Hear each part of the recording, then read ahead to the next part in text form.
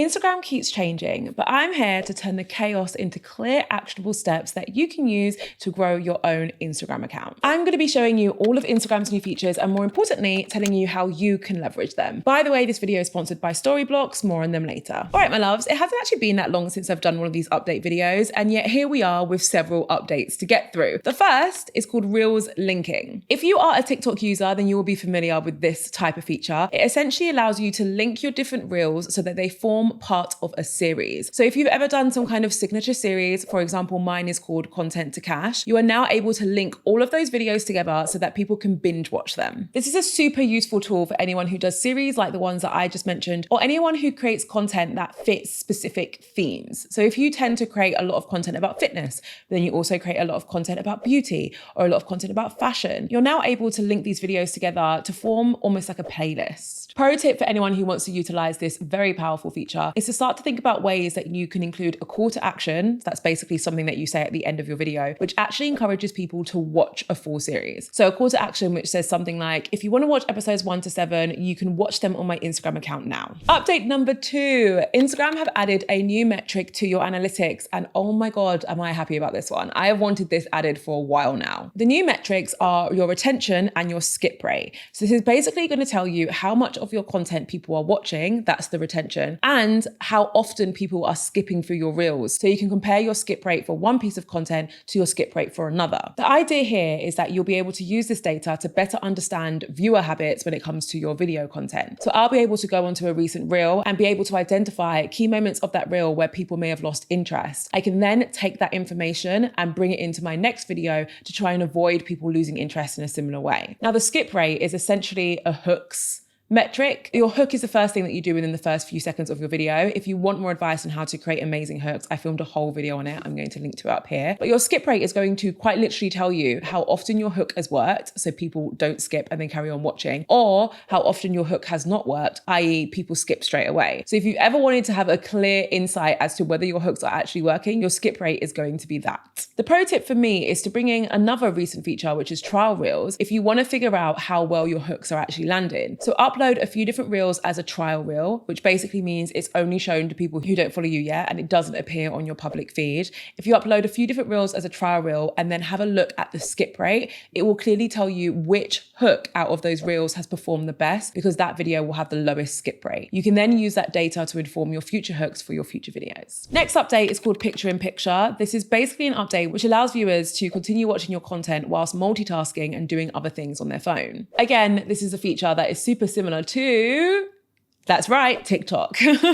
TikTok already have this picture-in-picture experience. It's just moving over to Instagram. A great pro tip for utilizing this new feature is to start experimenting with longer narratives and slightly longer reels. So we're talking like 2 to 3 minute reels. Because now that people have the ability to consume your content whilst doing other things, there's a chance that it might increase the likelihood of people watching longer reels, right? Because it's not like they have to be on the app watching it for the whole 3 minutes. They can actually be doing other stuff. A pro tip, so like a pro tip squared, I don't know, that made no sense.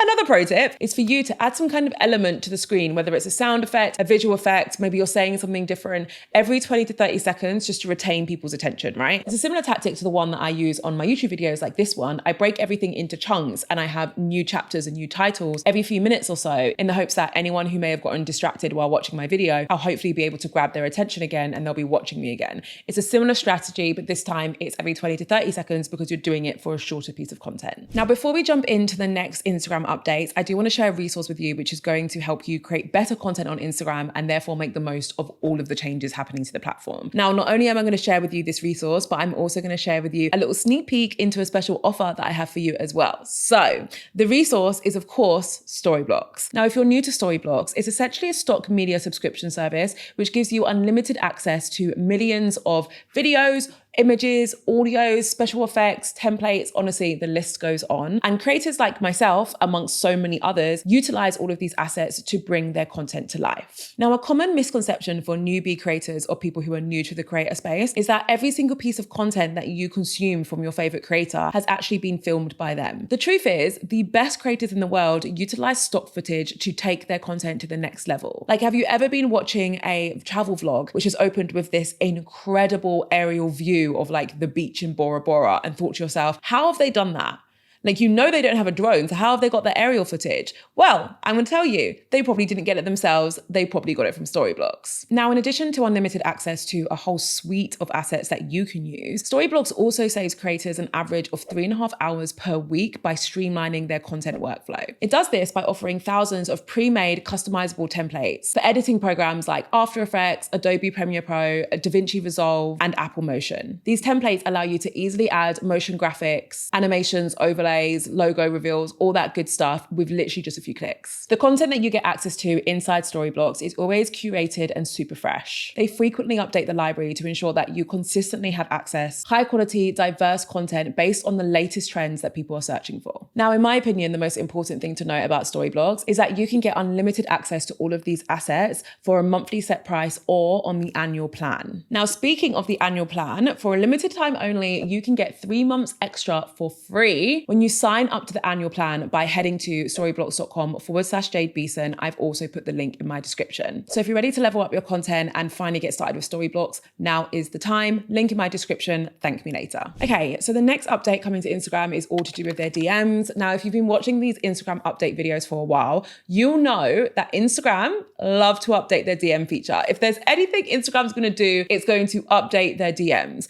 The reason why, in my opinion, is because Instagram has one of the best direct messaging features across the board. Like, if you compare it to any other social media site, Instagram DMs is definitely superior to the others, in my humble opinion. Instagram knows this. It also knows that more and more sharing is happening privately via DMs, so they're constantly trying to improve and enhance this feature. So what are these updates? The first is to do with the filtering inside your DMs. You're now able to filter through your messages based on unread messages, unanswered messages, messages from your followers, messages from verified people, and more. Plus, you're also now able to create custom folders and shortcuts, which is something that you previously were only really able to do if you were using a third-party app. My pro tip here is just to use the features that are now available. Use them as a way to sort through your DMs so that you make it easier for you to actually get back to people. I've had a filing system for my DMs for a very long time. It is the only way that I can effectively get through them. So if you're not quite there yet, even if you don't think you get a lot of DMs, familiarizing yourself with these different filtering options from now is a great way to stay ahead of the curve and to get ready for when you go viral and are suddenly flooded with messages. Update number 5 is one that I've spoken about on my Instagram quite a few times, but potentially not here yet, depending on my schedule for these videos. This update is reposts. Essentially, what this update does is allow your audience to repost your content to their audience. Now, this is a huge opportunity for people who want to grow, because if you create content that people repost, that allows you to get in front of those people's audiences. That is huge. That's a huge opportunity and one that you can't really get elsewhere. This is another update which is similar to TikTok. So if you are a TikToker, you might be familiar with reposting already. It is essentially the same thing. If you want to make the most of this feature, you need to focus on creating content which is repostable. Is that a word? I think it is. I reckon that's a word. You need to create content which is repostable, right? And there's different ways that you can do this. And I actually break this down in a video, which is all about the new way to grow on Instagram. I'm pretty sure this will be live before this goes out, so I'm going to link to it up here. But essentially what you want to do is focus on creating content which is either related to an important cause, has some kind of shock factor, maybe something unexpected in it, is funny and entertaining in some way, or is super, super relatable, because that's the type of content that tends to be reposted. The next one, I believe, was slightly controversial, and it's called the Friends Map. Essentially, what it allows you to do is track your mates, right? You can open up the map on Instagram and you can see where all your friends are. I think this was controversial, and correct me if I'm wrong in the comments, which I'm sure you will, because when Instagram first announced it, they didn't make it clear that it's something you have to opt into.